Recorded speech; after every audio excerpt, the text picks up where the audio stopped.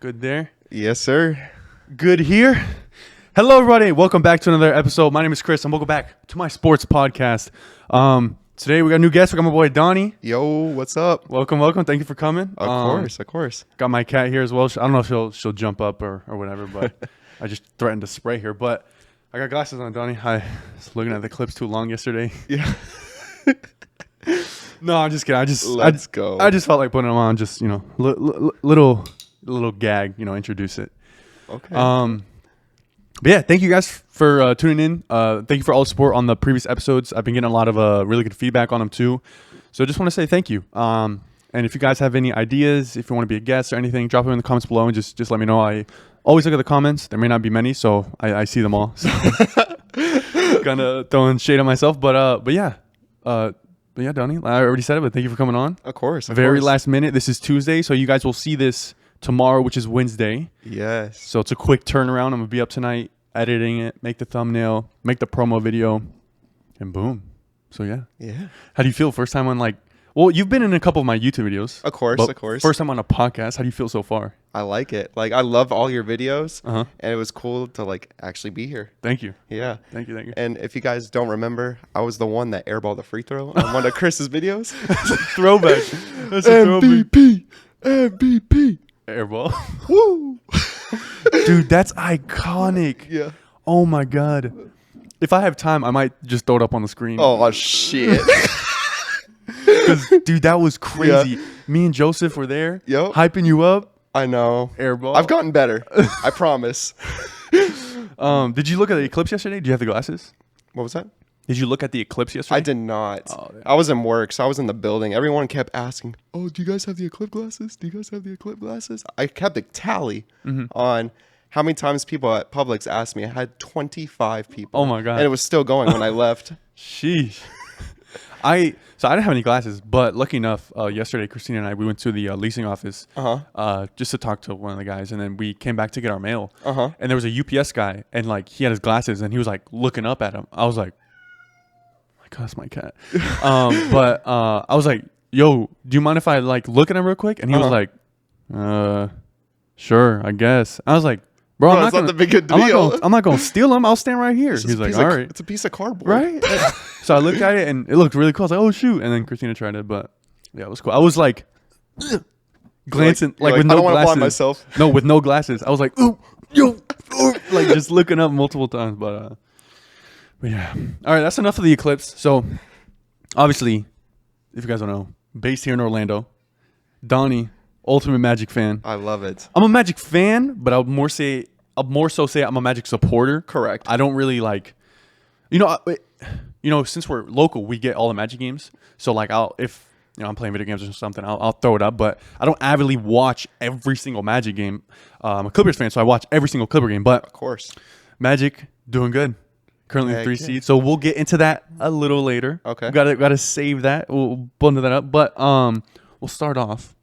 Pretty broad. Who do you think should win the MVP? Dang. Couple candidates I'll give you. So obviously you got Jokic. Embiid is not in it. Sucks to suck. He would have probably won it. Missing too many games. Right. Then we got SGA. And we got Luka. And then one that I think should be on there is LeBron, but he's not. But those are pretty much your three. Okay. So, or if there's anyone else in that mix. Yeah. Imagine Paulo Banchero. No. No, the one that's just sticking out to me is SGA. Really? Yeah, only because he brought that team to life. I feel like the Thunder were kind of like the Magic. They were young. They didn't really have anything going, and then once he got to that team, he just ignited them. He went to the bottom of the Western Conference to the top. And to me, an MVP should be able to bring any team from the bottom to the top, and I feel like SGA has done that for himself. But what about this season? What has he done? Because the MVP is about this season. It's not all the time. That's true, too. I mean, what does he do? He scores. Yeah. And he's just getting a bunch of points. And finding his teammates. He's doing what he needs to do. And he's just winning ball games. And I feel like that's more important, too, is just winning the ball games. What's he averaging? 31? 7 and 6 or something? Yeah. Something like that. I know he was getting 32, 33, too. You want to look it up real quick while I say something? Yeah, and in terms of true shooting, I don't know the exact statistic. JJ Redick talked about it on his podcast, but SGA is like top 5% or top 5 in true shooting. So he's 30.3 points, 5.5 rebounds, and 6 assists. So 35 and 5 or 35 and 6. Yeah. That's not bad. That's Pretty good. And they've got some scores on that team. They got Lou Dort. Yep. They got Chet who can score. They got Josh Giddey who averages like 12 a game, but they got some guys on that team that can really score. All young too. All young. That's why it's exciting. Yeah. My MVP, I got to go with Luka, man. Luka's you can't argue with that either. I know. Can you look up his stats again? I'm sorry. course. I think he's almost averaging a triple-double if I'm not wrong. I think it's like 34, 11, and 9. I think.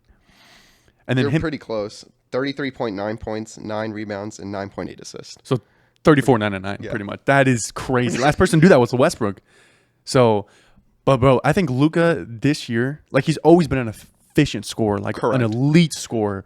I think he's probably number 1 in terms of lead scorers in the NBA. Like I feel like he can just get any shot. He can get whatever he wants. He could get whatever he wants. Like it don't matter. And the thing I think what's excelled him so much this season is him being able to find those other teammates when he's doubled. Kick it out to Kyrie. Kick it out to Tim Hardaway.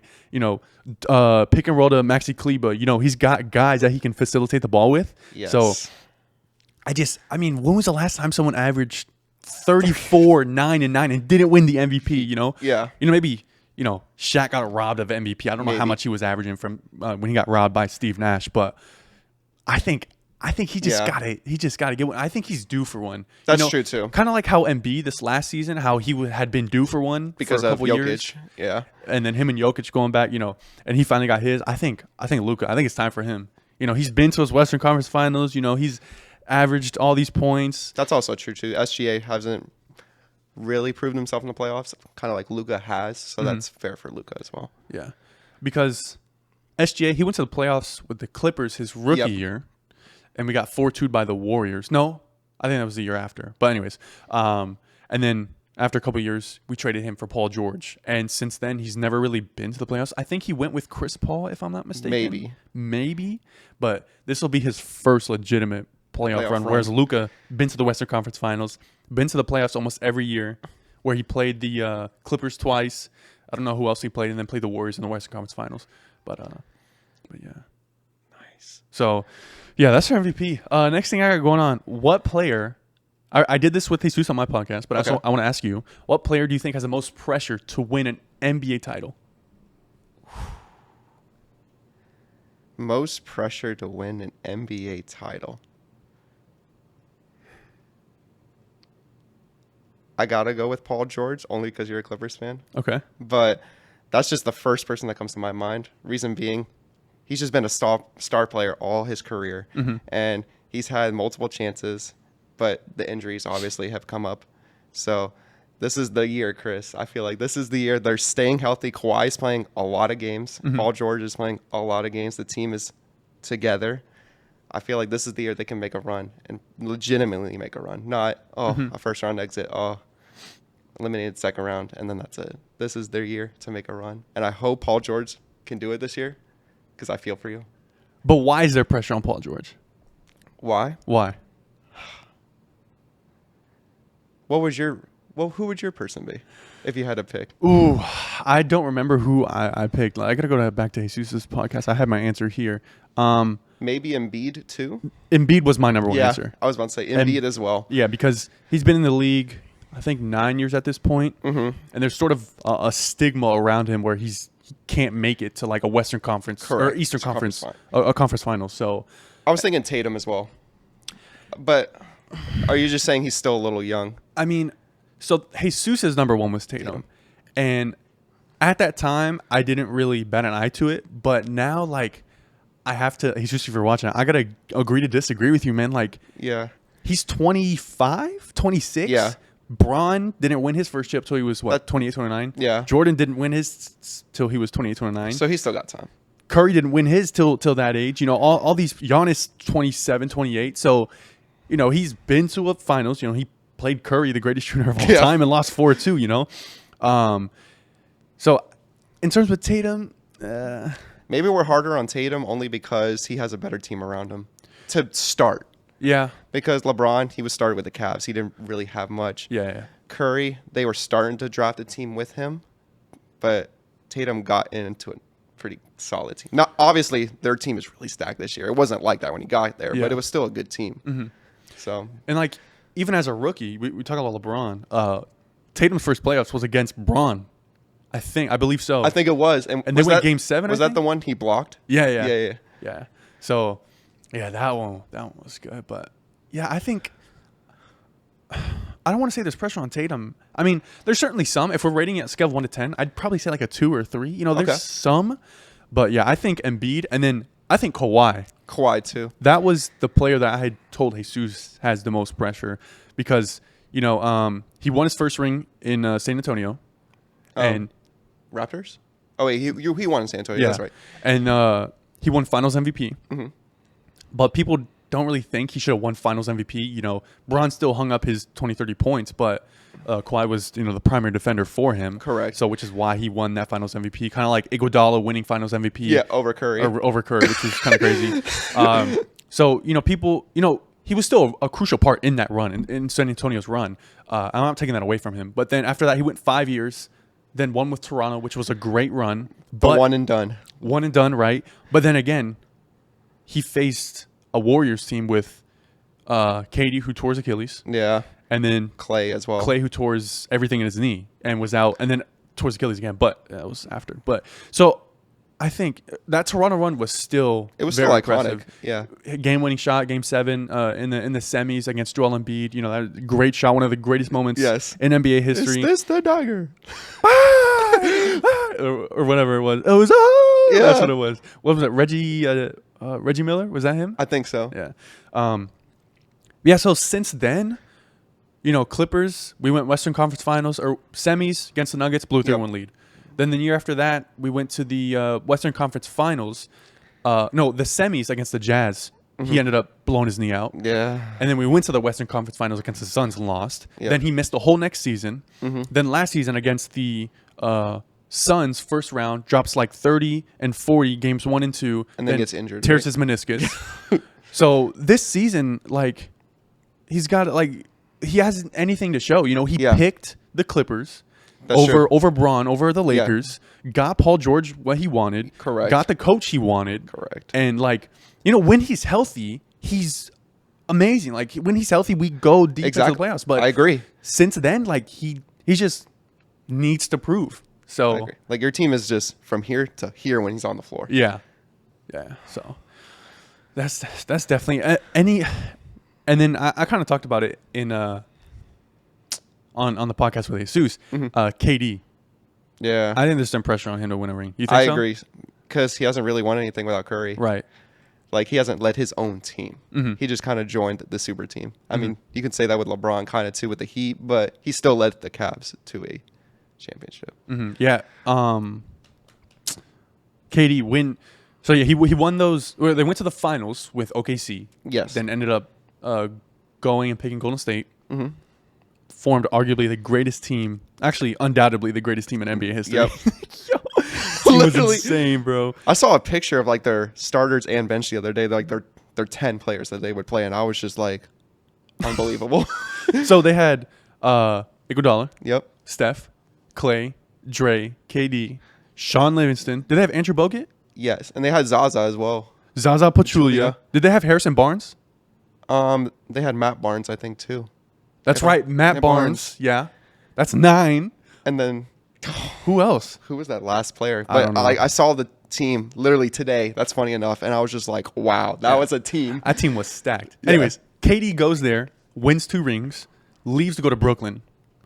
The biggest what if in NBA history because of the 3-point shot. Right, but let's say that's why I say there's pressure on KD, but there's not as much because he's a toe away. Literally. From going to the Eastern Conference Finals and beating who would they have beat? I think the Celtics. Wasn't it? Or was the Hawks that year? Wasn't it Milwaukee and Hawks? Was it? I think so. I think you're right. Yeah. Blown out the Hawks. Yeah, because I think they would have won the championship. Yeah, blowing out the Hawks. Yeah. Then going and beating the Suns. Yeah. So he missed out on a ring there just because his his toe was on the line. And wasn't that like against PJ Tucker or something? I think so. The game winner or whatever. Yeah. So out of all people. then after that, he goes first round exit, second round exit. Yep. Then now he's in, Phoenix. And, last year they lost to who in the second round? Nuggets? Denver? Yeah. Yeah. Denver in the second round. And then they lose in what, 6 or 5? Might have been Something like that. something like that. Yeah. So now he has Bradley Beal. He's got D-Book. They got Urich, whatever his name is. I can't pronounce it. They got some guys on that team that can score. So They got what? Is Eric Gordon on that team now? yes, he is. And Bol. They got some. Yeah. They got some good backups, better than what it was the year before. Because literally it was just them 3, and then that was it. Literally. And then the bench was cheeks, but now they got some decent role players. Mm-hmm. So, yeah. Any other players you can think of that might be under some pressure? I think that's about it. Okay. I think we hit all the main ones. Yeah. All right. Let's see here. Which 7 through 10? Wait, no. Sorry, I'm looking at the wrong one. But I think that's the next one. Yeah. Which play-in team? Let me ask that again. Mm-hmm. Which play-in team do you think can do the most damage in the playoffs? Are we talking East or West? Or we're gonna do We'll both? do both. I'll give you the standings right now. Okay. Okay. So as of right now, we'll start with the East. The 2 teams that have clinched a play-in spot in the East: Chicago and Atlanta. Okay. And then currently the standings are Miami at the 8 and the Sixers at the 7. If we're gonna go with the East, as a Magic fan, I would say the Heat, only because the Magic struggle against the Heat no matter what. I don't know why. It's just that one team that every team has that they just can't beat for whatever reason. We're not talking about Magic though. We're talking about all these teams can do the most damage. Yeah. Okay. But I'm just saying, as a Magic fan, if we're talking about NBA as a whole, I feel like the most damage would be the 76ers. Okay. Why? They were at the top of the East in the beginning of the year, and then Embiid had his injury, and they fell. They were literally nothing without him. And then Maxey got injured, and they fell all the way down to, I think they fell below 8 or 9, or they got to 8 for sure. Mm-hmm. And then when Embiid came back, they're winning now. So I feel like once they get that groove gone, they got 4 more games left of the year. When they get that groove, Embiid's going to be nice, and they're going to make that damage. They're going to give whoever the 2 seed is a problem. Yeah. It's probably going to be Milwaukee. Yeah. And Milwaukee's been struggling. So I'm really interested in that matchup. That'd be good. Yeah. That'd be a good one.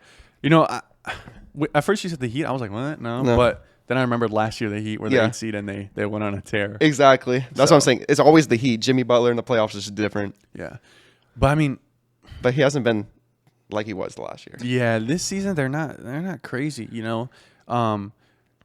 Tyler Hero's been up and down with injuries. Correct. They got Jaime, I forget his name. Yeah.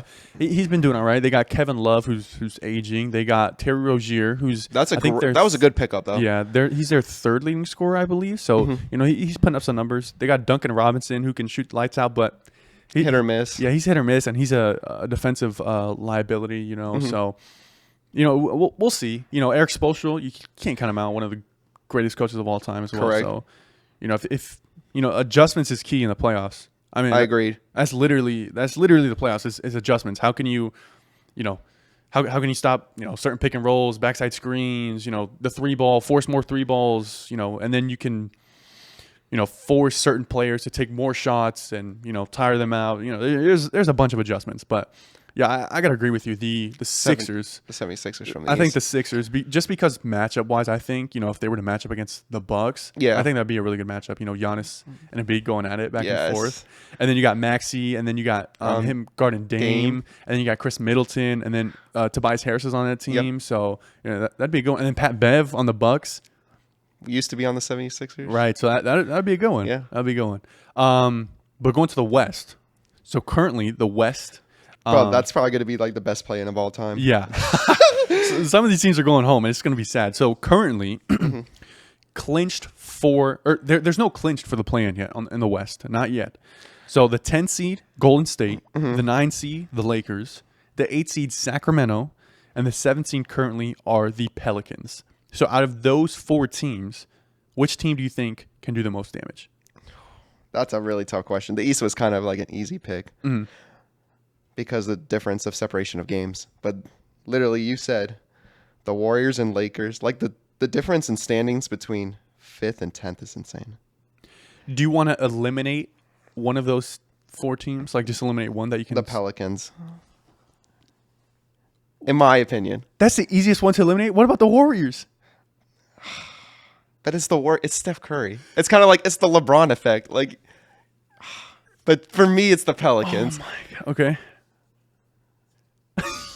You're just so shocked when I said that. Why do you think the Pelicans? Bro, the Pelicans. Well, okay, no, I'm not. No, I said like eliminate a team that you don't think can do damage. Yeah. I don't think they're going to make much damage in the playoffs. The Pelicans? So you think they're out of those 4 teams, they're least likely to make any damage? Yes.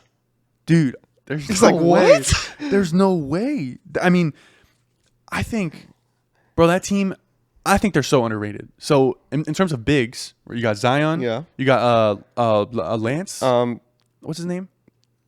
I know who you're talking about. Valanciunas. You got Valanciunas on the team. Really? He's on there? Yep. Valanciunas, and then what's that guy's name, man? Is it Larry Nance? That might be it. Larry Nance. Let's see here. Yeah, Larry Nance. So he's on the Pelicans. So you got Valanciunas, Larry Nance, Zion, 3 bigs. Then you got Brandon Ingram, right? That's true. It's CJ McCollum. CJ McCollum, and then I'm not saying they have a bad team. you got oh no, I just forgot his name. Oh, they're 6-man. They're guy off the bench. Which one? Trey Murphy? Trey Murphy. Trey Murphy, who's balling. Yeah. And then Jose Alvarado, who can, come and Yeah. facilitate a little bit. Just makes the game exciting. Right. Don't they got one other guy? I feel like I'm missing one other You got star. Brandon Ingram? I said BI. Uh-huh. CJ McCollum. I think that's it. But bro, that team is scary. Those 3 also, like those big 3s that you can just throw at anybody for fouls if you need to. That's true. I don't know. Just from the games I've seen, obviously it's only been the Magic games, and we like blew them out of the water each time. Mm-hmm. So maybe that's why. Maybe that's my little biased Magic fandom. We blew them out of the water, and it really wasn't competition. And I was like, if the Magic could beat them, I don't know why these teams can't. All right, so okay, let's go back to the question at hand.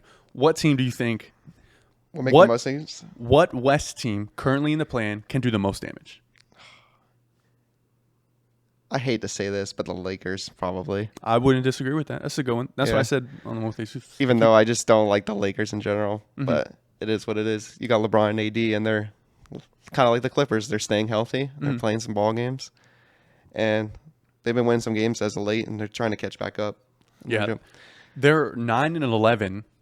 Or they're 9-2 in their last 11. Correct. So they've been playing some really good basketball. That team is honestly pretty deep. Yes. If I'm being honest, And that's what I also try to think of as well. Their bench, like a whole 6 through 10. So they got LeBron, AD, Austin Reeves starts, Hachimura, D'Angelo Russell, and then I'm missing one other guy, like one other like bigger name. Do you know? I'm gonna have to look real fast. No, you're good. You're good. Look at the roster. Well, Hachimura, he's a good big that you can throw. That was a solid pickup. And if they match up with the Nuggets, Jared Vanderbilt. That's probably who you're thinking of. That's what I'm thinking about. Vanderbilt. You have Gabe Vincent, who they got from the Heat. He's been injured though. That's true. He just came back from injury like a couple days ago. You have Prince, Jason Prince, Jackson Hayes, Cam Reddish, shooter. So yeah, they got some guys. Spencer Dinwiddie. They got I forgot Christian Wood. They have like even their 12 through 15. Their names have been playing games. Yeah, so they've got guys like right now. Let's say they win the play-in and then they win again to become the 7 or 8 team, whatever. Yeah. They could match up against Denver, and I think that'd be a pretty good matchup because you got guys that you can throw at Jokic. You got AD, you got Hachimura, you got Jackson Hayes, and then you got is Vanderbilt? How tall is he? I just looked at it and I don't remember. You're good. Don't worry about it. Don't worry about it. But you got guys you can throw at him. And with Jamal Murray, he's coming off that injury. Yes. He still hasn't played yet. He's probably going to play the last 2 games just to kind of get back in the rhythm. But I think it would kind of disrupt that pick and roll. Really putting a body on Jokic like that and making him feel pressured and feel like he might have to do more of the work. Yeah. I think I'm torn between 2 teams, the Pelicans. Yeah. And then the Lakers. Golden State. It's just they're not the team that they used to be. No, they're not. But yeah, the Lakers, for the reasons we just listed, like they've got depth, and at any time, like we said before, it's all about matchups in the playoffs. So if they need more shooting, they can throw in a Cam Reddish. Yep. If they need more bigs, they can just unload their 4 bigs in there and just throw fouls at Jokic or whoever they're matching up They got one against. of everything. Exactly. So they have a really good bench. You know, if they need a stretch four, they got Dinwiddie that they can plug in there to play some more defense. So I think the Lakers matchup wise, and then Ham Sandwich, their coach. Ham Sandwich, Darvin Ham. I don't think he's the greatest, but he's shown he can coach. Correct. And he's shown he can do some matchups. So I'm excited, man. Playoffs are right around the corner. I know. Man. I'm really excited. This is probably like one of the most excited playoffs I've had. Dude, yeah. I think this is, bro, I'm getting goosebumps right now. Solely because the Clippers are healthy. Yes, I know. I know how you really are happy about that. It's always been. You're like, thank God. It's always been about the health for the Clippers. But staying on the playoffs. Excuse me. No, you're good. What playoff matchups are you most wanting to see this season? There's some good ones out there. We'll start with the East. I'm going to look at the standings just so I have a better idea. Here you go. Here's the East. Right there. If we're going to go by, like, if the season ended today and these are the matchups. No. Pick one. Pick matchups. Knicks, Magic. Knicks, Magic? Yeah. Why? I don't know. I feel like every time those two teams face, it's always a battle. And it always goes back and forth. And then, I don't know. I just feel like it's a good matchup for both teams. Because I feel like the Knicks can really score. And they have Brunson. They have... Who else do they have on that team? I'm blanking right now. OG Anunoby, whatever. They have OG Anunoby. Julius Randle out for the season, unfortunately. They Josh have Hart. Mitchell Robinson. They have Josh Hart. Hartenstein, Josh Hart. So they got one other guy. Other guy that went to Villanova with them. Ginger. Yes. DiVincenzo. Dante DiVincenzo. So they got some shooters. They got people that can rebound, drive to the paint. But that's a good for the Magic because Magic is the second best defensive rating in the league. So they can really guard the perimeter, not the perimeter, the paint. The paint. Thank you. I'm blanking. So they can guard the paint really well and force them to the outside if they really have to. Mm-hmm. So make them shoot a lot of threes. Did you say Isaiah Hartenstein too? Yes. Okay.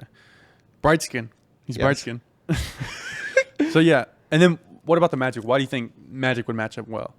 What do you think the Magic bring that would make that a good series? Just physicality. Because they're playing really physical defense right now, and when it gets closer to the playoffs, the refs are gonna allow calls to be like to the side. They're not gonna call everything. So I feel like that'll be in the Magic's advantage because Jalen Suggs will probably put a lot of pressure on Jalen Brunson. I'm not saying Jalen Brunson's not gonna score. He's gonna score. Yeah. I mean, there's nothing you can do about it, but he's gonna bring that physicality and probably try to get in Jalen Brunson's head and just make it a tougher matchup than probably any of the other Eastern teams that are in that race. Mm-hmm. Let me see. Let me pick. Let me look at these. And also, what we talked about earlier, the Philadelphia and Milwaukee, that would be a really good series as well. Mm-hmm. I don't want to stick with the same answers that I did with Jesus, but I got to. I'm gonna be honest. Yeah. No, you're good. I think Milwaukee. I mean, it's not going to happen because Orlando isn't going to fall. But Milwaukee and Orlando, I think, would have been a really good matchup. Yes. You know, if they both win, they might be able to meet in the second round, depending on where Orlando falls, if they do. And we'll talk about their schedule a little later. But I think that matchup would be really good, man. You got Giannis, who's big. Then you got Chris Middleton, who's like 6'5". Then you got Brook Lopez, who's on there. And then on the Magic side, you got Jonathan Isaac, you got Wendell Carter, you got the Wagner brothers. And you got Paulo. Yeah. You got Paulo, exactly. So you got big bodies. I think that would be a really good matchup, you know, how to stop Jokic and all that. And then also in terms of defense on the Bucs side, you know, you got Patrick Beverley. And then go back to, you know, some old man shooting. You got Joe Ingles on the Magic. So I think that'd be really good. You know, ISO Joe, you know, looking at Paulo, you know, getting his matchups, you Correct. know, him on Dame or him on Chris Middleton or him on Pat Beverly. I just think that'd be really good and a really good test for like a young Magic team. You know, that's what they need. They just need that playoff experience. I could see if they play it. I could see the series going 7 games. Like genuinely, I could see it going 7 games. I could see Milwaukee winning, of course, but I think that would go 7 games. So that's what I'm gonna say for the East. Are there any other matchups that you want to see? Just those 4 teams I'm the most interested in because I feel like whoever Boston's going to face, they're going to 4-0 or 4-1. Yeah. But other than that, no. I feel like we hit the mark. Okay. Now The West. the West. So It's just more competitive in the West. 100%. And that's what I want to get into. Of course. Also as well. But what playoff matchups are you hoping to get in the Western Conference? I want a rematch of what happened the last couple of years of Clippers Mavs. Clippers Mavs. Why is Yes. that? Why is that? I just love the back and forth, score. And every game I saw was like a buzzer beater, or it was like down to the last possession. Yeah. It gave me you went to the Clippers Magic game. I went to the Clippers Magic game. It gave that vibe, the last 4 minutes of the game, the crowd getting into it. Yeah. Getting goosebumps. But like that's the vibe I'm getting every game 1 through 7 if it goes that far, and it usually goes 6 or 7 games every time. Yeah, that bubble year we faced them. We won in 6. Then the very next year we faced them, we won in 7, and the away team won every single game That's interesting. besides Game 7. That's still interesting. So the Clippers first 2 games, Mavs won. Next 2 games in Dallas, Clippers won. Then we went back home, Dallas won. Then we went on the road, Clippers won. Then we went back home and then we won again. But yeah, that'd be a good series because bro, I love Luka. Me too. Like I love Like- Luka just because of how great he is and his That's probably like ability to like get any shot he wants. It's just mesmerizing to just watch his greatness. But I think that would be a good matchup too. It's always been a good matchup in the past. Correct. I think if we talk about the Mavs, they got some guys on that team that can really score and really hoop and play basketball. Obviously, Kyrie Yep. and Luka, who have been phenomenal offensively and has really helped Luka's offense a little bit. Correct. In terms of spacing the floor out.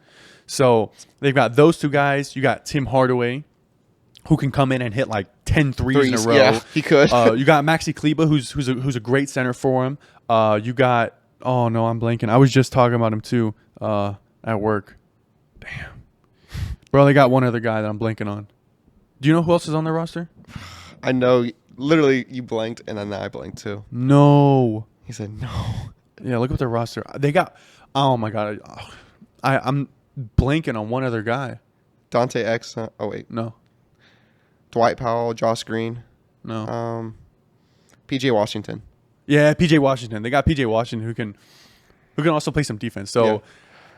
and then you got Jason Kidd, who's really evolved and grown as a coach and making adjustments. Obviously he played in the league too, but now I think he's been a coach for 3 years now, 2 years, Something like that. something Yeah. like that. Very young, so that'd definitely be a good matchup. And then on the other side, you got the Clippers, and you got their whole Yes. roster. So Top to bottom. yeah, Deepest team in the league. yeah, for sure. You're like, I'm going to put that statement down. Yeah. The LA Clippers are the deepest This team team in in the the- NBA. Clip it. Chat, is this real? What's up, brother? Anyways. What's up, brother? Okay. So, I'll give you my matchup. So, let's look at the Western Conference right now. So, what matchup do I really want to see here? The other one that I was thinking was the Nuggets and Suns. Nuggets and Suns? That could potentially be a matchup. Why? Why would I think it's interesting? Mhm. I would love to see all the Suns stars go up against Jokic. I don't know. I feel like because the Nuggets are the defending champs, and it's kind of like how many people does it take to take down LeBron? I feel like that's kind of going with Jokic now because he's been the MVP, he's won the championship. How many of the Sun stars is it going to need to take down Jokic? Okay. Yeah. Fair enough. I think I'm going to go. Man, I think I'm going to go, if this can be possible, currently the standings. Correct. Denver at the 2, Pelicans at the 7. So I'd like to see that matchup. I think that'd be a good matchup, You got Zion, who is insanely athletic, who would just, I mean, I don't know if he would body Jokic, but Yeah. that'd be a big body. And you have all those bigs, You have, what was it, Valanciunas? Yep. You got Larry Nance.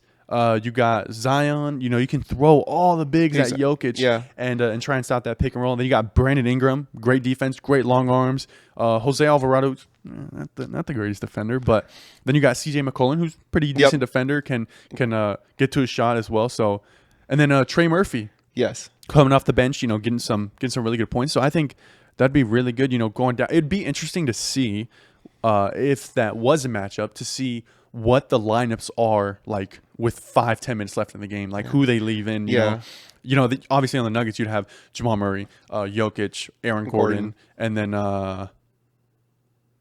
who's there for? Not Aaron Gordon. They got another one. Christian Braun. Yep. Christian Brown. And then I don't know who else they would have on there. I don't know who they really leave down the stretch. Maybe a Reggie Jackson, possibly. Oh, no, MPJ. Yeah. What? Doesn't MPJ. pass for nothing. Okay. Yeah. Donny, how'd you not remember MPJ? Come on now. And then going down the stretch for the Pelicans, obviously CJ McCollum, you'd have Zion. Trey Murphy would probably be in there. Then maybe a Valanciunas would throw at Jokic. And then who else would they? Maybe, I don't know. I don't know who they would put at the 3. Yeah, I don't know. The 3 is kind of open for whoever they want. Right. So I think matchup-wise down the stretch, that'd be a really good series. Didn't they say the Nuggets' toughest opponent was the Timberwolves? It was the Timberwolves. That's what it was. It was the Timberwolves. Every game besides, I think game 1 was decided by 8 points or less. Yeah. So that's a really if they go deep in the playoffs, that would be a good matchup to see if they both meet up in the playoffs. Mm-hmm. All right. So, what do you think the finals matchup will be? It's either going to be Celtics Nuggets or Celtics Clippers, in my opinion. All right. Keeping it nice and easy. Yep. It is. I love the Magic, don't get me wrong, but I got to be realistic. And it's just no one's beating the Celtics right now. Imagine someone beats the Celtics. They're going to go back to this view and be like, Donny, you idiot. No, I don't. No, but it's just. Yeah. Unless somehow the Sixers just go berserk in the playoffs. That's what I don't know. And unless Dame Time wakes up. Yeah. Maybe beats the Celtics. This is a strong maybe. It's going to be the Bucs, 76ers, maybe the Knicks. Mm-hmm. Those 3 teams are the only ones that can maybe stop them. Yeah. Everybody else, no. Mm-hmm.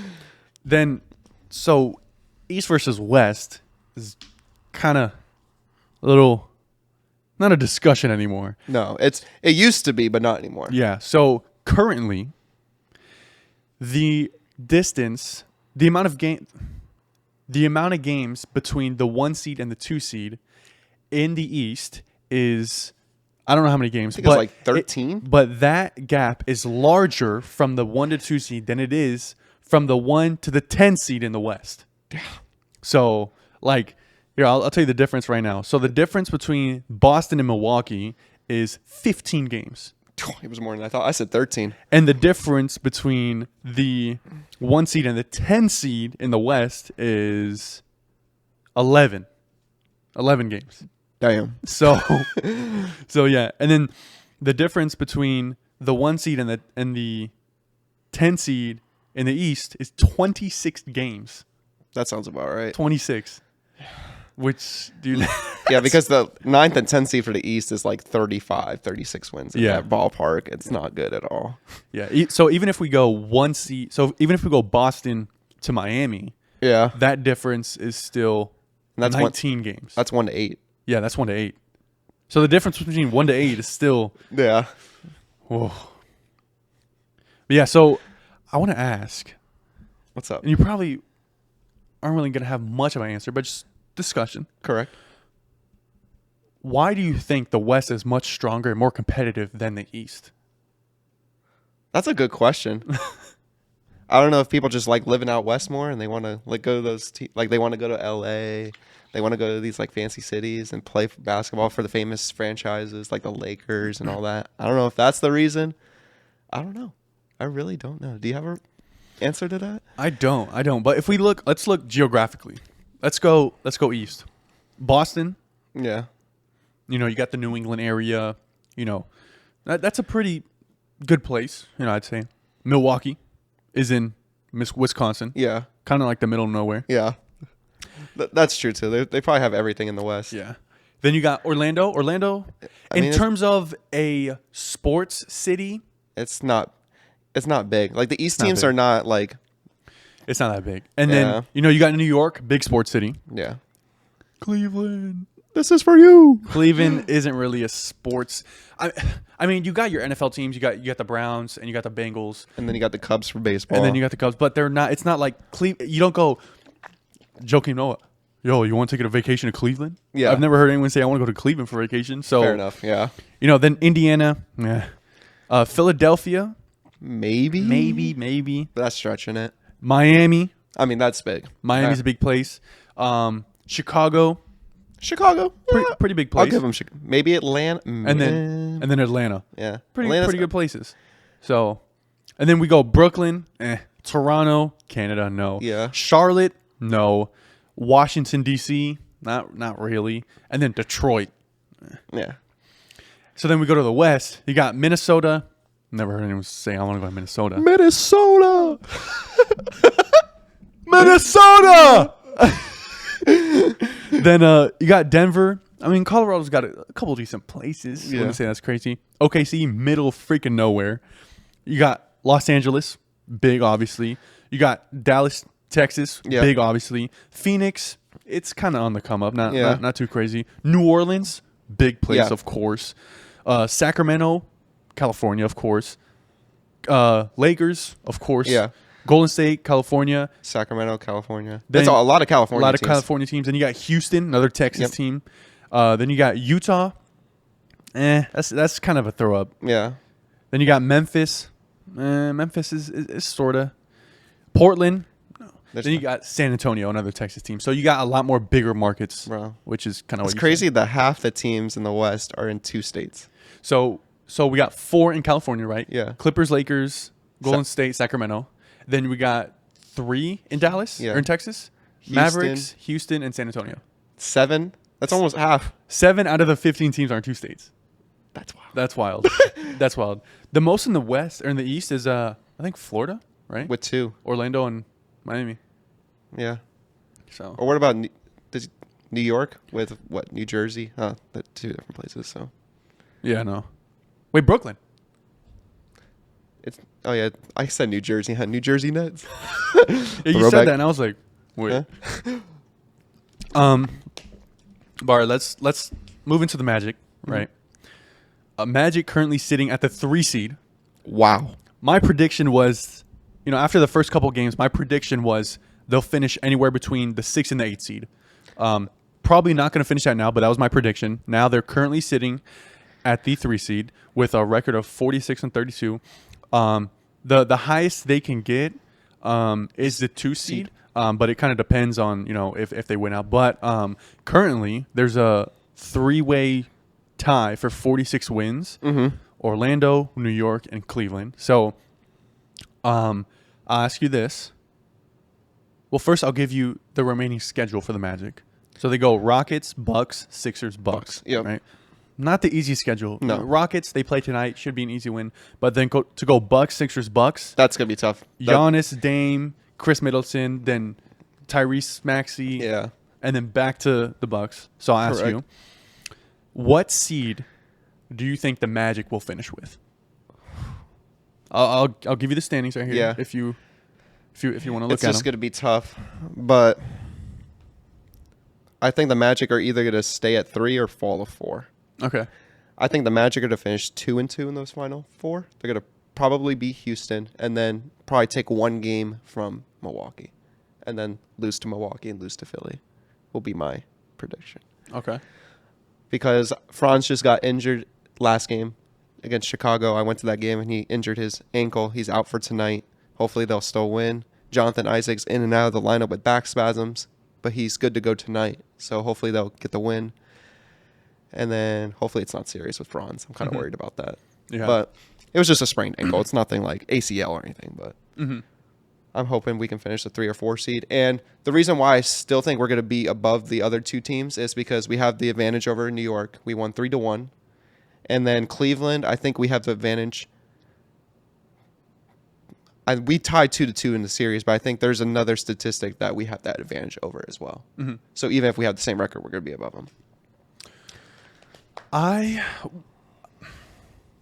think it also depends on like the remaining schedule of the other teams.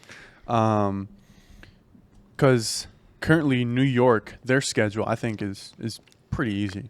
They go Chicago, Boston. I don't know if Boston's going to be resting. Correct. Then they go Brooklyn and then Chicago again. So I think they could very well go 3-1 in that stretch. They could. I personally think the Magic will go 1-3 in these final 3 games. Okay, that's fair. I think they win tonight And then they lose out. Correct. And I think they fall to either the 4 or the 5 seed. Which, honestly, I wouldn't be mad. Matchup-wise. Mm-hmm. I wouldn't be mad.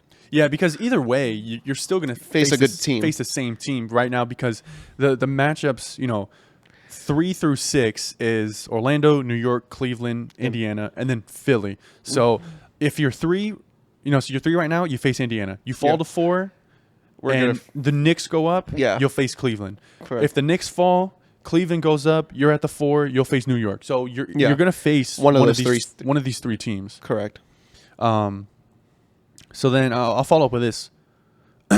What do you think the Magic's ceiling is in the NBA playoffs? Make it past the first round and then lose in the second round. So you think their absolute ceiling is a second round exit? Correct. Really? Yeah. Unfortunate. Only because of the lack of playoff experience. They don't really have anybody on their roster that played in the playoffs. If you really think about it, you only have Jonathan Isaac who played. I don't even know if he really played in the bubble when they last went to the playoffs. I don't think he was in the bubble. Huh? He was. He was on the Magic in the bubble? Mm-hmm. He was in 2020. He's been on the Magic for a while. He's 19 now, right? Who? Paulo.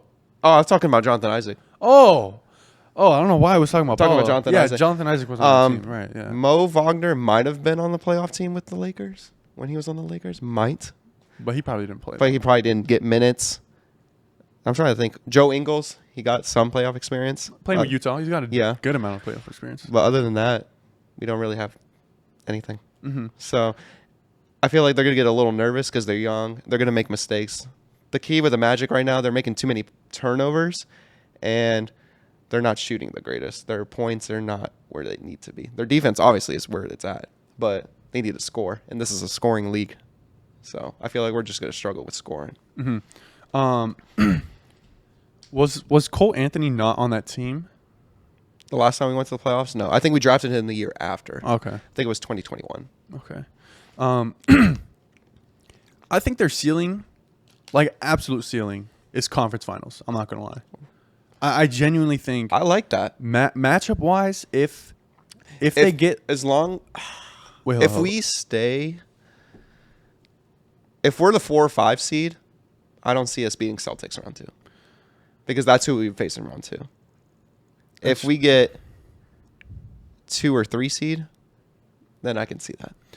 Yeah, I think it definitely weighs in on matchups. I think Correct. if y'all get lucky and y'all end up with the 3 seed, you win the first round, you win the second round, then you go to the conference finals. It really does depend on who you match up against, because also if the Sixers were to, let's say, match up at the 2 seed, and let's say Cleveland, who's the 2 seed right now? Is it Cleveland? Bucs. Milwaukee. So let's say then they beat Milwaukee, right? Yeah. Then that means the Celtics have to play.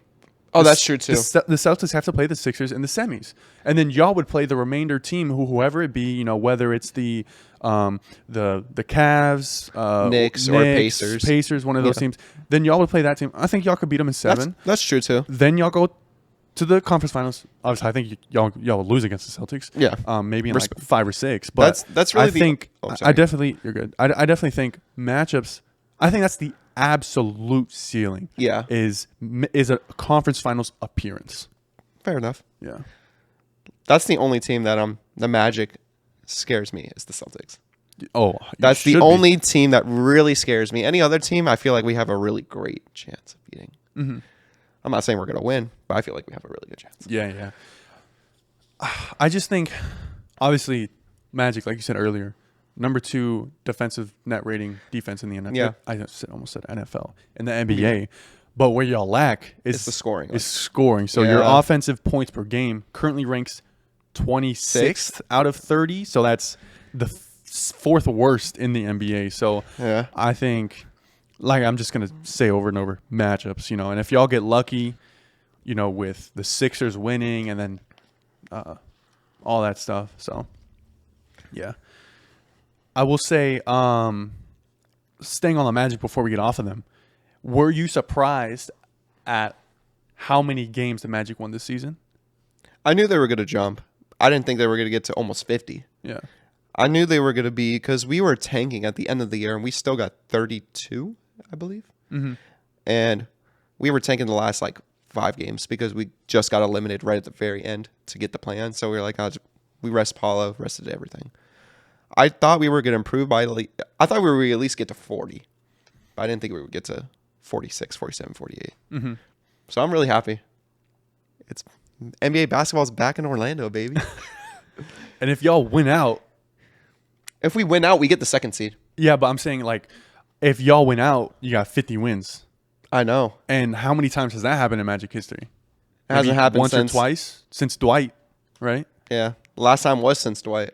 And then before that was what, Shaq in 96, 97? Probably. No, 96. Yeah. Shaq was 96. Okay, yeah. So When we had those. Well, the Magic was 60 wins with Dwight.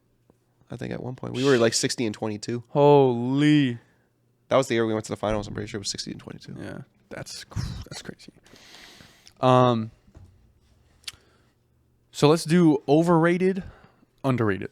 Okay, we'll pick a couple players. All right. And then after that, I know you said you had some questions for me. Of course. So we can get into those, and then It's after about that, it's about the Clippers. we will go into NFL. All right. But we'll do overrated, underrated, Or just rated? or properly rated. Okay. We'll start off locally. Jalen Suggs. Okay. Okay. So think of your answer. Then I'll count down 3, 2, 1. We'll say our answer. You got your answer? Yeah. I think I know what you're going to say. Okay, I'm ready. 3, 2, 1. Properly rated. Doubt. Dude. I'm Wait, hold on. No. Shut sorry. up. We said that the exact same time. Literally in the headphones. Sounded amazing. All right, go ahead. But no, I feel like he's properly rated. He's known for his defense. He's probably going to be NBA first defense team. And he has really improved his three-point shooting. I don't know if you saw the stat, but he was 22, something god awful his first year. And then the last 2 years, he's almost at 40%. I think there was a point in the year where he had a better three-point percentage than Damian Lillard. Mm-hmm. Yeah, you sent that. In his entire career. He had a... So I was like, wow, awesome. We need that because Magic need three-point shooting bad. But I don't feel like the media doesn't really... I don't want to say he's underrated because they do talk about him, but he's not overrated either. Mm-hmm. What do you think? Yeah, I properly rated just because, like you said, his defense is good. And, his shooting is good. I think he's shooting 38% from 3 right now. I think. Overall. Overall, this season. Yeah. So he's shooting the ball pretty well. But in terms of their offense, he's not the main part guy of their offense. No. He averages 12, 4, and 4, I think, which is, he's more known for his defense, but correct. Offensively, yeah. We're not going to rely on the offense, but he'll get his shots. He'll get his shots when we need him. He'll get his 6, 7 shots a game. Correct. Around there. All right. Next one. I don't think you're ready for this. Which one? Aaron Gordon. Aaron Gordon. Okay. That's a good one. I know what you're going to say. 100%. I'm going to put money on it. Okay? Do you think you know? I think I know. Because I've changed my opinion over Aaron Gordon. I think I know what you're going to say. Okay, ready? Okay. 3, 2, 1. Properly rated. Damn, I thought you were going to say underrated. Really? Yeah. Really? So I thought you were going to think I was going to say overrated because I was going to be a Magic hater or something like that. No. So I think properly rated because obviously when he came out of Orlando, he was playing okay, but he just wasn't fitting in. Correct. But then going to Denver, they really changed his position and make him not be a number 1, number 2 scorer. Right now he's the number 3 or 4 scorer on that team, but he does a really good job of sitting in that dunker spot, yes, cutting backside or backdoor, running some pick and rolls. He does really good getting boards, and he's a really, really important part of why Denver won the chip last year. I agree. So I definitely think he's properly rated. I feel like some casual fans would say underrated. Mm-hmm.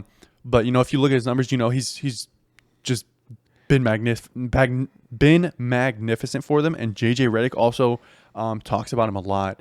So I know So in terms of media, I was like, oh yeah, Yeah. I don't think he's overrated because I Yeah. think he gets his due diligence. He does.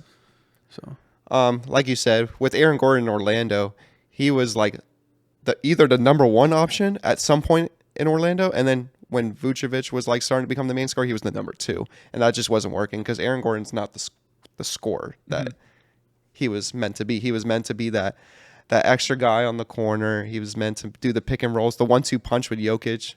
I love that. Right. I'm not gonna lie. I see the alley oop to Aaron Gordon.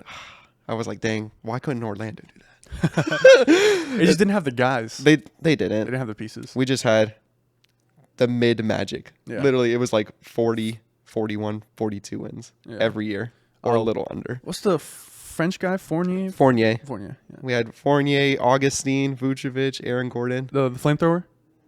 Terrence Ross, Terrence Ross. J.I., but he was never playing. Yeah. Man, we had a team. Yeah.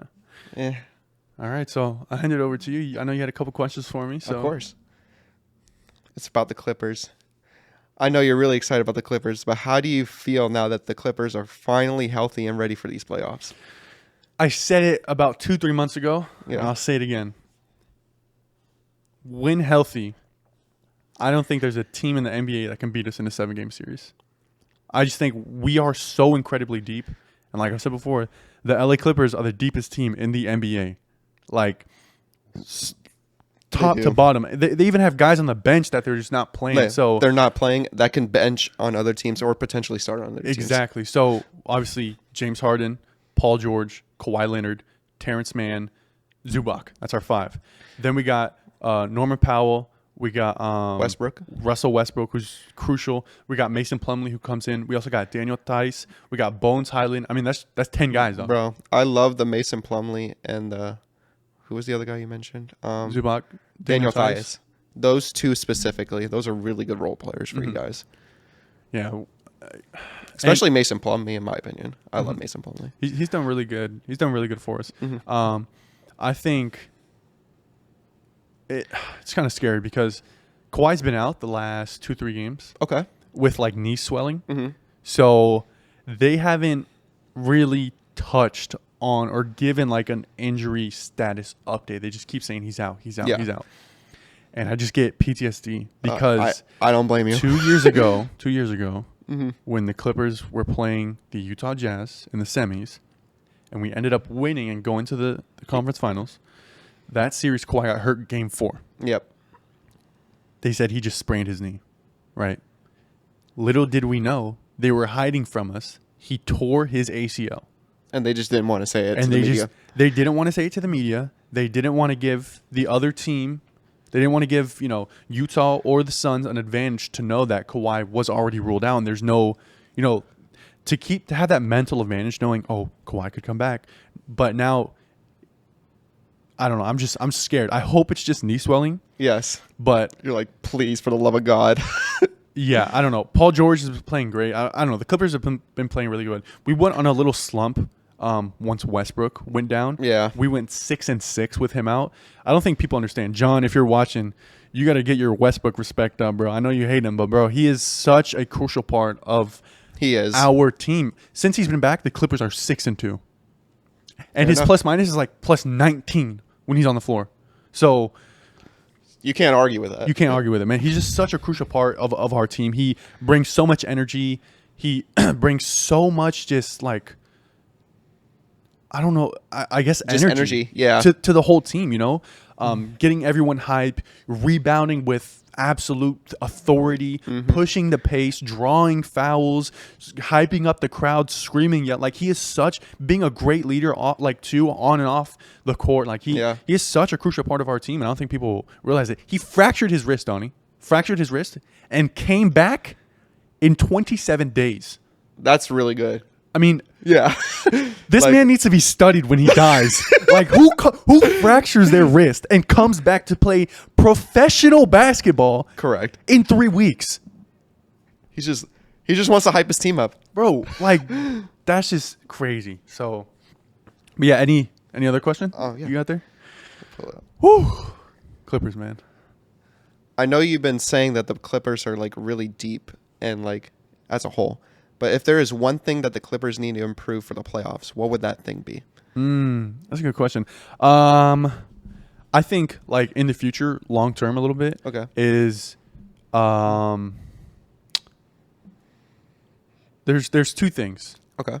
One, JJ Redick harped on it on his Mind of the Game podcast that he has with LeBron, and switching is the biggest thing. Like once we get a switch, we don't try and like double a lot. Okay. We live and we die by it. Like that game where Braun dropped like 30 or 40 against us that Thursday night, and Daniel Theis kept covering him and guarding him. Like Ty Lue is fine with that. Like, but I as a fan hate it. Like I'd rather just double and force LeBron to kick it or whatever. But the number one option that I look towards the future is the pick and roll on both sides of the ball. Okay. Improving offensively and improving defensively.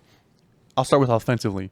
I think James Harden has really helped our bigs. Zubac especially with the pick and roll and just playing as a center and going down court. Going down. I almost said downfield, but going. Attacking the rim. I think he's elevated his game. Zoo talked about it on the podcast P on the Paul George podcast P. How once James Harden first got there, he was telling Zoo to stay 30 minutes every day for like a month. Like that. To practice that pick and roll. So offensively, pick and roll. And then defensively, if we were to match up against the Nuggets, pick and roll. Yes. Because that Jamal Murray Jokic combo is just... Yeah, no one has an answer for that pick and roll.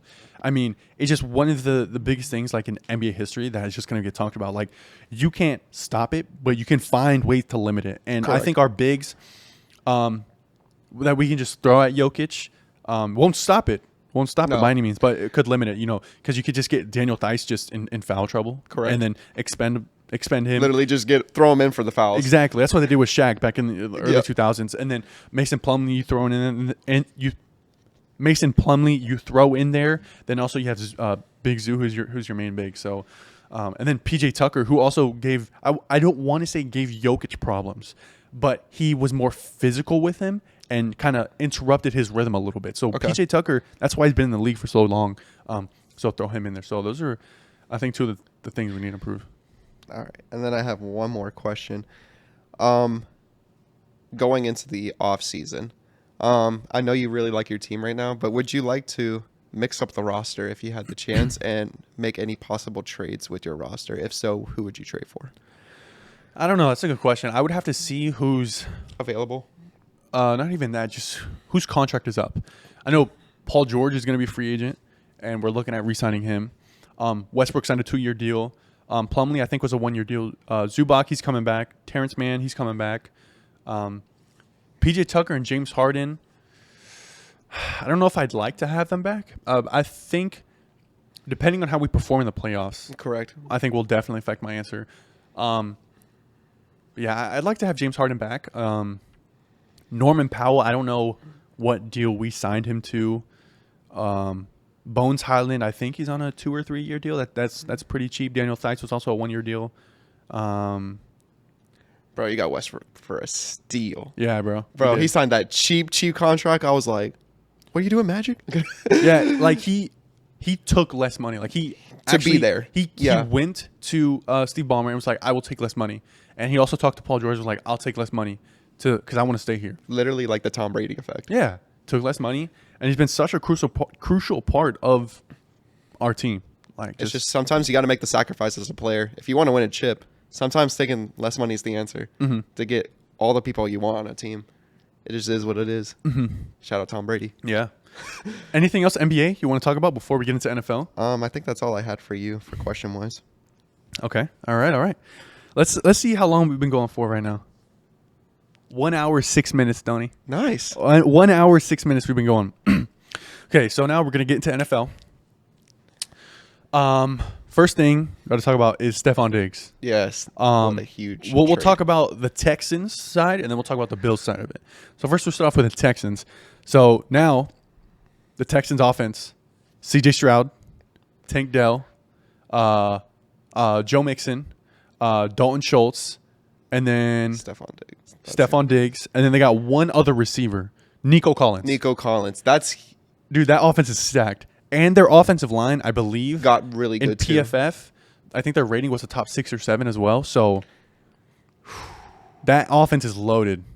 And I'm excited for that team. Yeah. Because literally, they were 2 years ago, like 2-14. they were 3-14-1. Oh, they were something horrible. 2-14-1, something like that. Yeah. And then last year, they went to the second round of the playoffs with CJ Stroud 1 year. Yeah. He looked amazing. That's going to be a disgusting team. Yeah. Definitely going to make some noise in the AFC playoff picture. For sure. I think they can win the AFC South. Oh, easily. Didn't they win it this last year? Mm-hmm. Yeah. So They won it in the final game against the Colts, I believe. that's right. And I think, And eliminated the Colts from playoffs. yeah, I think CJ Stroud's only gotten better. What's up, brother? Sketch now in the Texans organization. But I think Stephon Diggs, yeah, he's a diva, but he's going to bring so much of a veteran presence to that team. I agree. And I think in terms of the AFC South, I think they will win it regardless. Like, I think they're the favorites. Yeah. Like, kind of like the Chiefs in the Yeah, AFC West. Like, yeah. I think they're the clear favorites to win it. Also, who's in the AFC South? The Colts, Anthony Richardson. I don't think Anthony Richardson is going to make any noise. You know, they're going to win a couple games. He's not a passer.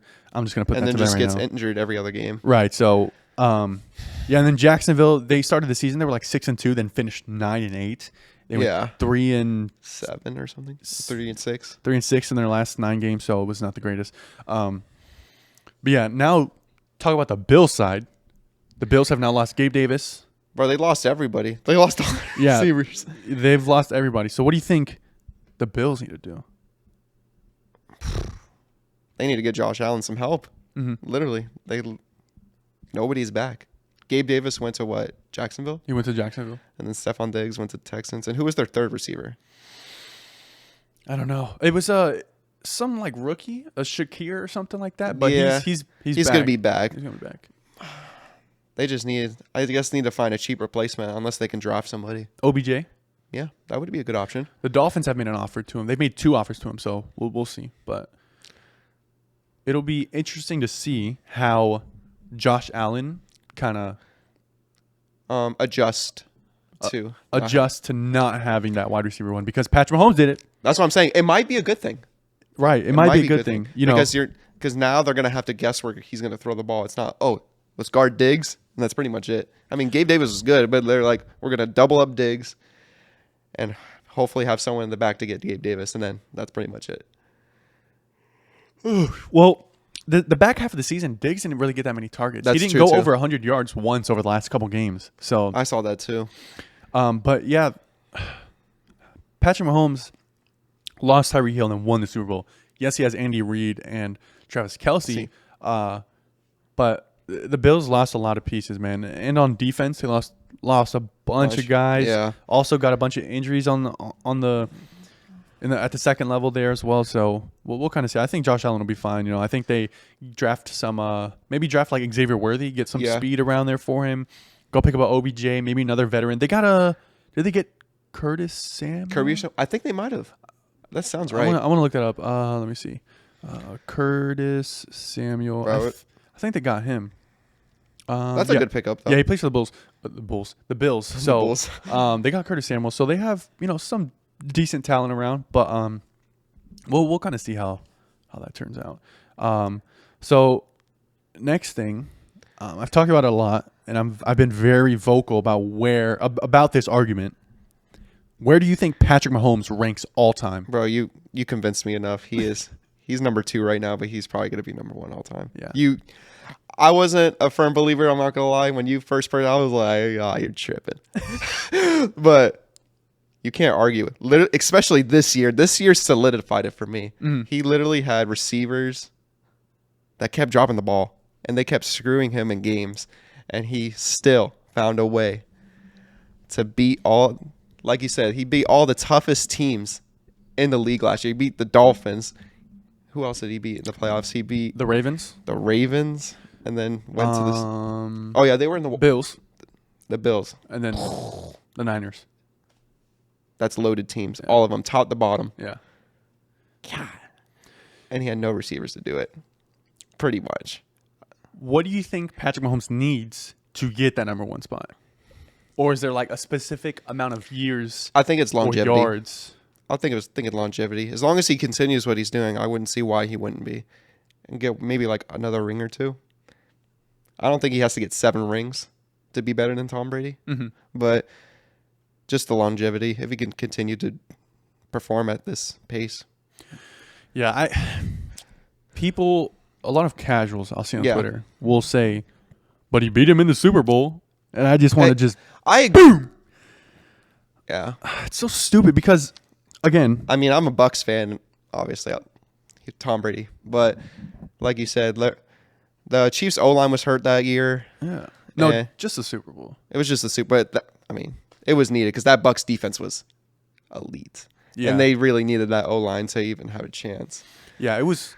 Yeah, it just people say, "Oh, he beat him in the Super Bowl," but It was just one game. Tom Brady doesn't play defense, and Mahomes doesn't play defense, and it was just one Exactly. game. And Mahomes, I mean, he had the least in the Super Bowl era.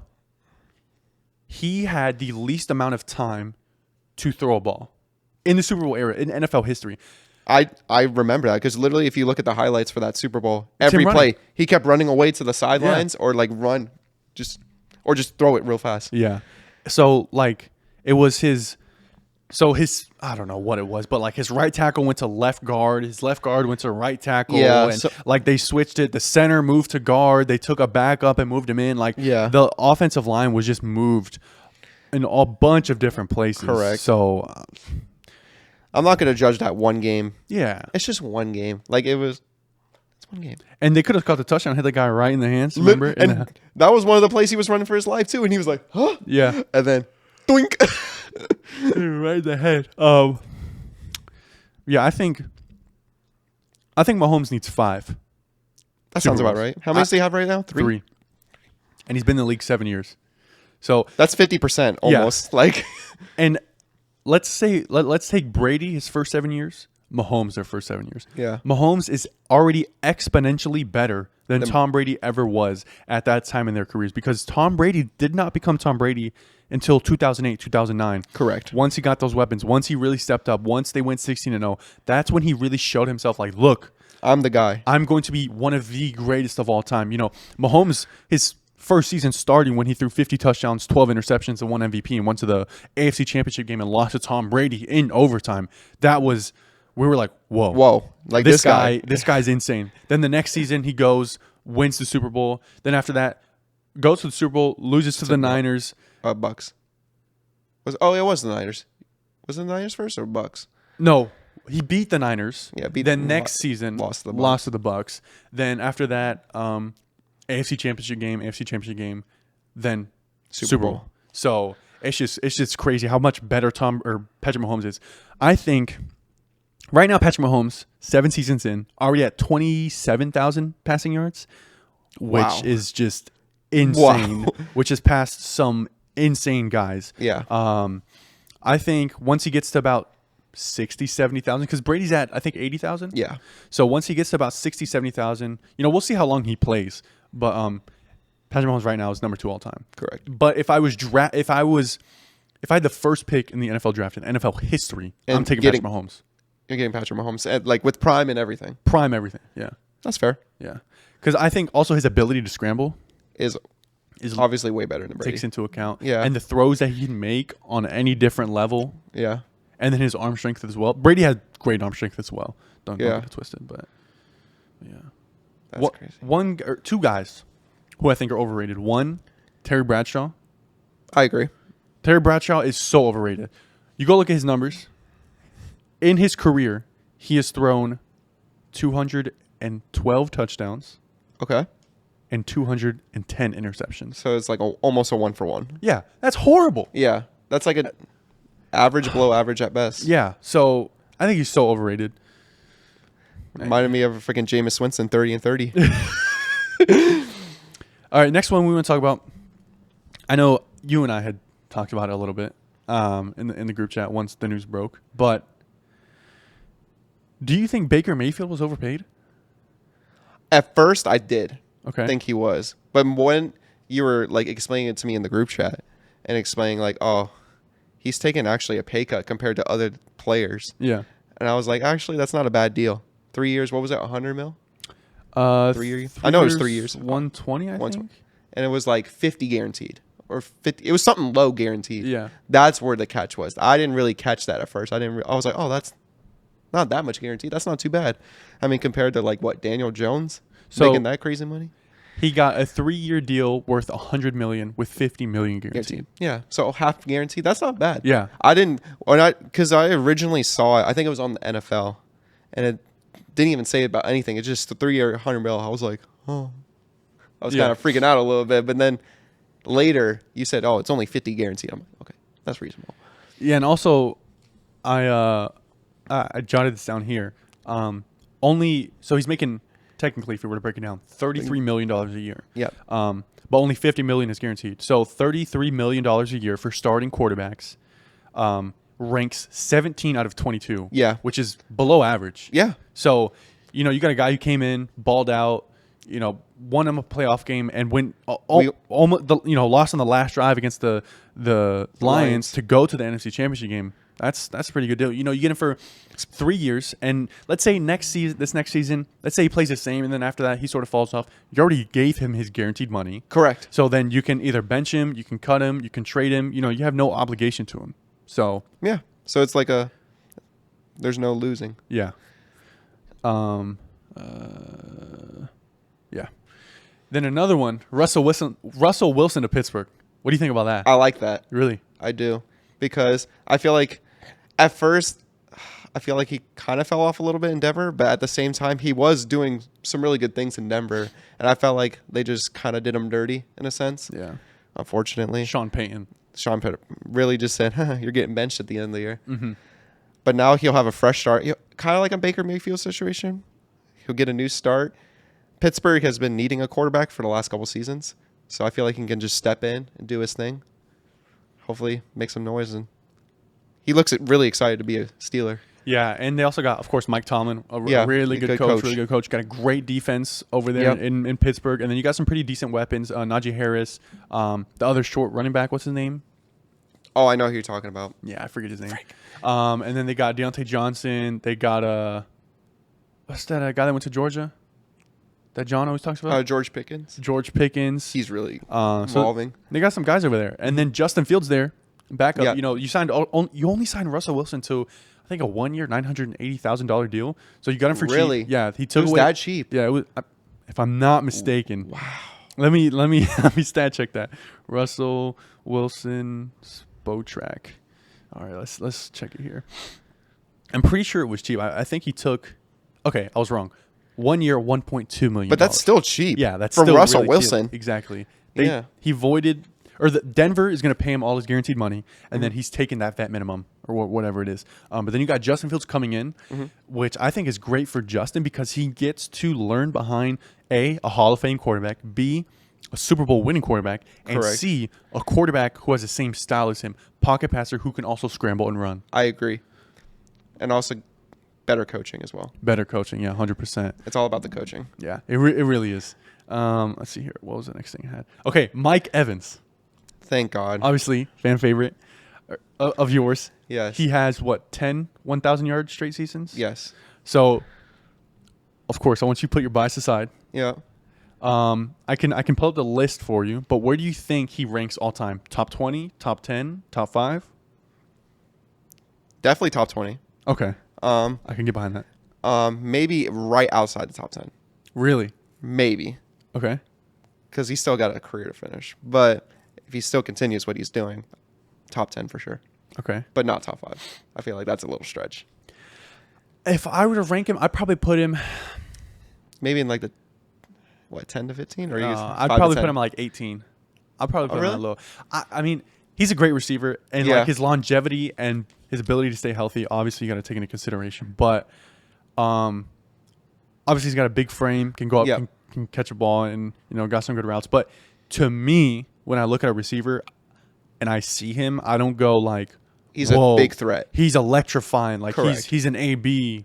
He's a TO. He's a Randy. Like I don't see that in him. That's fair. Obviously, he's a deep threat and stuff like that. But when I look at him, I don't think, oh my God, his routes are so crisp. Like, oh my God, he stops on the dime. Like I just don't see that. But his longevity, I gotta put him top 20. I think no one's done that in NFL history. No. And he's done it with all these crap quarterbacks. Did he start off with Josh Freeman or no? I think he started with Mike Glennon, if I'm not mistaken. Glennon. So Mike Glennon. He had like 6 different quarterbacks, if I'm not mistaken. He had Mike Glennon. Josh McCown? Maybe Josh McCown. Josh Freeman, possibly. Yeah. That's what I meant to say. Did I say Josh Freeman? Was that who I said? Mm-mm. What did I say? Like 2-3 minutes.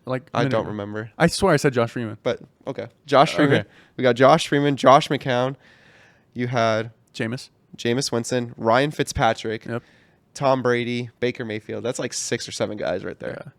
Yeah. And they fired their coach so many times over that span as well. So he had like 3 or 4 different offensive schemes he had to learn over the course. Yeah. That's hard for a receiver. Maybe. No. You don't think so? No. You said, mm. It's harder for a quarterback. Quarterback. A receiver, not so much.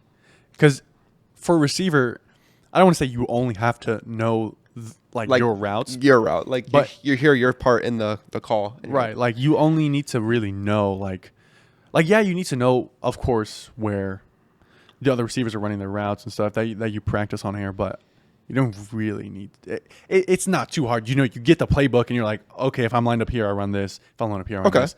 That's it. Sort of thing, And as a receiver, you only tend to line up on one side. Yeah. So, yeah. But now we're gonna do Would You Rather. With Mike Evans? Mike Evans. Ooh. We're not gonna do all time. We'll do like current NFL wide receivers. Okay. So the first one I'll give for you. Okay. Mike Evans or Jamar Chase. Right now? Yeah, right now. That's so tough. That's a good first one. I would probably go Jamar Chase. Okay, good. Yeah. Good. But it's close. I'm about to say, Donny. All right. There's only a few receivers I would put above Mike Evans. Really? Yeah. Okay. We will do Mike Evans. Okay. I just forgot his name. No. Jay Jettis? No. Or Devontae Adams. That's another good one, too. If we're talking about last year, I would go Mike Evans. He said, All right. No, we're just talking like receiver. in general? Yeah. Okay, then I'll probably pick Devontae. Okay. Yeah. All right. Hold on. I'm trying to pull this up. There we go. Here we go. Okay. Mike Evans Okay. or Tyreek Hill? Tyreek Hill. Okay. Tyreek Hill, 1,000%. Okay. Thank you. I love you, Mike. I love you. But it's Tyreek Hill. Okay. Mike Evans or Justin Jefferson? Justin Jefferson. Okay. Thank you. I think literally all those receivers you name, I'll put them above, and there might be one more, and then that's it. I think this is a great one. Which one? Mike Evans or Keenan Allen? That's really good. That's a good one. I might be a little biased for the Mike Evans train, I don't know. but I think Mike Evans for sure. I don't think that's biased. I think they both have But they're both very similar. they're both very exactly. That's why I said they're both very similar receivers. Like Keenan Allen though, he also plays slot a little bit more, so he lines up inside and he gets a little bit more like yards after the catch. But yeah, it's kind of like pick your poison. But I think they're both very really good. similar receivers. I'd probably go Keenan Allen solely because I'm a big route guy. Like if you run crisp routes, So that like puts you more above. yeah, somebody. that's why I take Devontae. That's why I take Mike. over Yeah. Mike Evans. Devontae is some of the best route running No. in NFL history. Like, yeah, Yeah. bro, his cuts are insane. All right, now we'll kind of get into the easier ones, I think, for you. Okay. Oh shoot, what is going on? Mike Evans or Stephon Diggs? I think that's still a pretty tough one. I'm not gonna lie. Stephon Diggs by a little bit, Okay. just tad. Ooh, okay. I like that. I like that. Just a that. I appreciate the honesty. I like that. I don't know. I think I would have gone Stephon, honestly. Yeah. Mike Evans or AJ Brown? Mike Evans. Okay. That's not bad. That's not bad. Ooh. I think this is an underrated one, Okay. but I wouldn't be mad if you picked Mike Evans. Mike Evans or Garrett Wilson, the receiver for the Jets? Yeah. Garrett Wilson's. I would take Mike Evans, but Garrett Wilson for sure. He's definitely on the rise. Yeah. I got to give him his props. And whenever he gets with Aaron Rodgers, hopefully he'll stay healthy. That would be a great duo. Fingers crossed. Play like more than 4 plays, please. Yeah. Mike Evans Uh-huh. or Amon-Ra St. Brown?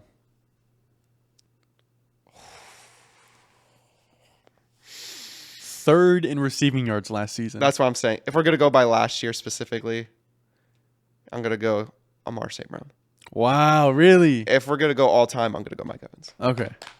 I mean, obviously all time. Yeah. I go Mike Evans. Who else? That was a tough one, Chris. That was a good one, yeah. Dang, Chris. All right, let's see this. Let me go to this next page. See what other receivers I'm kind of missing out on. I've kind of listed all the. Ooh, this is a good one. Mm-hmm. Mike Evans or DK Metcalf. Mike Evans. Really? Yeah, I would take Mike Evans. Okay. Why? I want to know why. I mean, DK is really athletic, and he can, like, run. I still remember the play where he, like... Hogged him down. That's crazy. I don't know. I just feel like more consistency is for me. Okay. Fair enough. Now we will do... Just trying to pick one more here. This will be the last one. You're picking my brain right now. Let me see. I don't like some of these. I guess we'll finish on this. Mike Evans. Okay. Or Deebo Samuel.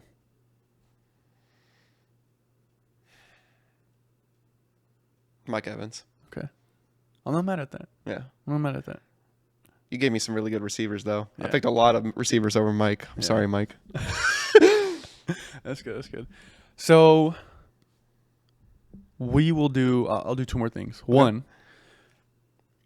What do you think the Bucs can do next season? Like in terms of like record-wise, and like making the playoffs, stuff like that. I don't remember the exact schedule of the Bucs, but I know it's going to be one of the tougher schedules in the NFL next year. So I'm kind of a little worried about that. Mm-hmm. I still think we can take the NFC South. The only competition, in my opinion, would be the Falcons. Yeah, they got Kirk. Go. And if he played like he did last year before his injury, I feel like that would be the only problem we would have. So it would be Bucs in Atlanta, in my opinion, for that NFC South title. I think we could still win the title. I think it will probably be similar to last year. We'll probably win in the wild card game and then lose in the second round. Mm-hmm. Yeah. Unless if they really like get better safeties. I think that's the only Bucs weakness. It's just the corners and safeties. Mm-hmm. We have a good front seven. It's just the back end needs work. Besides Antoine Winfield, that dude's a monster. Yeah, I think another 9-8, 10-7 season. Agreed. Definitely a winning season. I can see. Mm-hmm. But I think y'all got to get your running game going a little bit more. That's true. Because last season y'all were, in terms of yards, I think the second least in the NFL. And the year before, I think it was the worst. Yeah. Like with Brady's last season, we were literally like top in passing and then bottom in running, and then running the next year wasn't much better. Mm-hmm. So we do need to improve the running. And then y'all lost your offensive coordinator also. He went and got the coaching job in Carolina. So it'll be interesting to see because that offensive coordinator definitely, I think, helped Baker because for sure. Before then he was in Philadelphia, if I'm not mistaken. Or no, I thought he was in Seattle. Yeah, he was in Seattle with Geno Smith and helped Geno Smith kind of resurrect. Then he goes, helps Baker resurrect. So it'll be kind of cool to see how Baker adjusts to another different offensive scheme. But that's kind of like it's a bad thing, but it's a good thing of Baker being in college. So many different teams, and then 3 different offensive coordinators, then going into the NFL, going to Cleveland, and then those different offensive coordinators, different head coaches. Then after that, going to Carolina, different offensive coordinator, different coach, ended up getting benched. Then after that, going to the Rams, different offensive coordinator. Yep. Then ends up playing the season out. Then comes to Tampa, different offensive coordinator, now a different one. So it's good that it's a good skill that he's probably able to learn. Like, I can learn the playbook. Yeah. I know different schemes. I can kind of tweak them a little bit if I need to. I can Make him question the coach. I can implement some things. So, I definitely think that'll play a factor in the Bucs next season. But I'm excited to see Baker ball out. I'm a Baker guy. I've always been a Baker guy. The one thing I really did like about Baker, let me pull the mic closer. The one thing I did like about Baker this season was he did cut the turnovers down. Yeah, he did. 26 touchdowns, 8 interceptions, right? Yes. Or 26-10 or something like that. Like, really good. Very low. Like, his interceptions the previous years were a little scary, but he really toned it down. So that's good. Mm-hmm. That's what we needed. Yeah. Then the last thing, I'm not too sure how much you know about tight ends, but what would you say is your tight end Mount Rushmore? So top 4 tight ends of all time.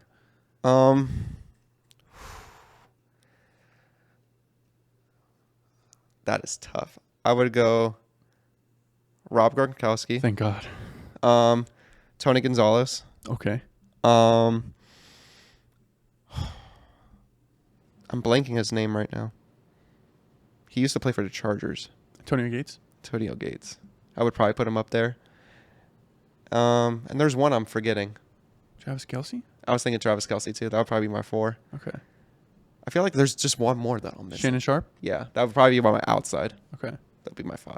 I know it's 4, but Shannon Sharp would be on my outside. Yeah. I'm going to go Gronk, Yeah. greatest tight end of all time. Dude, he's just insane, Yeah. bro. Then at 2, Tony Gonzalez. 3, I'm going to go Shannon Sharp. Okay. Then at 4, I'm going to go Travis Kelce. Because not Travis Kelce. Shannon Sharp really changed the position of the tight end from a extra tackle to it was a pass catcher. Literally, all they did was block back then. Right. So he definitely transitioned that. And then he also won 3 Super Bowls, 2 with John Elway and then 1, 2 in Denver and then 1 in Baltimore.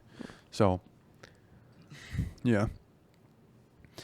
Yeah, I don't got anything else. So is there anything else you want to talk about? You want to add before we sign off here? I got one more question. Okay. I'll ask you a little Dolphins question. It kind of resembled the Clippers question, but like, what would you like to do to mix up that Dolphins roster? If you obviously you don't like Tua, I know you're strong hate towards Tua. I don't hate him. I don't hate anyone because you said not to hate, so I don't hate him. That's fair enough. I don't Very dislike. We'll put it like that. I don't even dislike him. I think he's a great man. Yes. He does a lot. You know, he's a Christian, does a lot for the community. I don't like him as a quarterback. I don't think he's good as a quarterback. I think he's overrated. His stats are inflated. And when he plays good teams, he craps the bed. When he plays really bad teams, he excels, and it helps his stats. So I think Tua is just not good, man. He's just not your future, is what you're saying. No, he's not. Not at all. Oh. Is there a quarterback in the draft you would maybe consider? No, I don't like aside from Caleb Williams. Yeah. There's not really anybody. There's not really any quarterbacks. I wanted Kirk Cousins. In the free agency, that would have been a really good pickup for you guys. Yeah, I'm a big fan of Kirk Cousins. But for the audience, let me get my solo here. Let me tell y'all. In 2023, these were Tua's stats against a top 10 defense. Wait, hold on. Okay. Let me start over. In 2023, these were Tua's stats against a not top 10 defense. He had an 8-0 record. He had 18 touchdowns and he had 4 turnovers. These were Tua's stats against a top 10 defense at the time that they played them. A 3-5 record, 11 touchdowns and 10 turnovers. So you can kind of see the mix up there. When he plays a top 10 defense, he plays average. When he plays the teams he's supposed to win, right? He's gonna ball out. Exactly. When he plays those bad teams, he excels. So Tua is overrated.